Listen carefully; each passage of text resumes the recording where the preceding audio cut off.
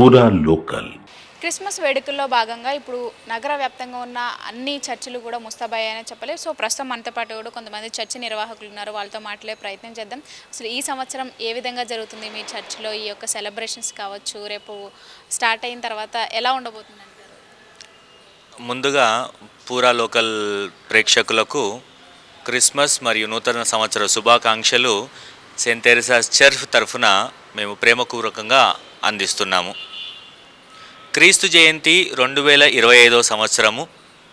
మరి క్రీస్తు జయంతి అనగానే మనకు గుర్తుకు వచ్చేది క్రిస్మస్ క్యారల్స్, క్రిస్మస్ ట్రీ, పశువుల పాక మరియు ప్రార్థనలు.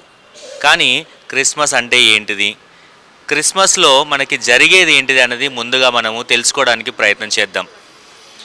క్రిస్మస్ అనగానే ఈ మాట 2 పదాల యొక్క కలయిక, క్రైస్ట్ మాస్. క్రైస్ట్ అంటే యేసుప్రభు, మాస్ అంటే ఆరాధన. క్రిస్మస్ అంటే క్రీస్తుని ఆరాధించేటువంటి ఒక గొప్ప పండుగ. మరి ఈ రోజున ఈ క్రిస్మస్ వేడుకలలో భాగంగా మనకి క్రిస్మస్ ఎటువంటి సందేశాన్ని ఇస్తుంది, యేసుప్రభు ఈ లోకానికి వచ్చి ఏం తీసుకొని వచ్చాడు అనంటే సర్వమానవాళి రక్షణార్థము ఆయన ఈ లోకములో మానవ రూపంలో జన్మించి మన కొరకు ఈ లోకములో మనుషుడిగా తిరగడం జరిగింది. కాబట్టి ఈ క్రీస్తు మనకేమి ఇస్తున్నాడు? ప్రేమ, శాంతి, సమాధానము, ఐశ్వర్యము, ఆనందము, కలయిక, ఇవన్నిటిని కలుపుకునేదే క్రీస్తు జయంతి వేడుకలు.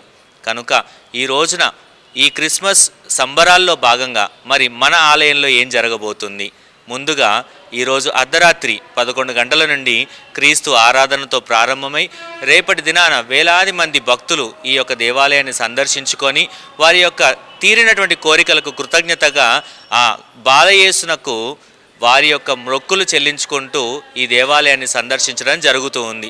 మరి ప్రతి సంవత్సరంలో భాగంగా ఈ సంవత్సరం కూడా దేశ నలుమూల నుండి తెలిసినటువంటి వారు, బంధువులు, ఆప్తులు, శ్రేయోభిలాషులు అందరూ కూడా ఈ ఆలయాన్ని సందర్శించడం ఆనవాయితీగా ఉంటున్నటువంటి కార్యక్రమం. కాబట్టి ఈ రోజున జరగబోయేటువంటి కార్యక్రమాల్లో మీరు కూడా పాల్గొని ఆ క్రీస్తు ప్రభుని యొక్క దీవెనలు పొందాలని ప్రేమపూర్వకంగా కోరుకుంటున్నాము. ధన్యవాదాలు.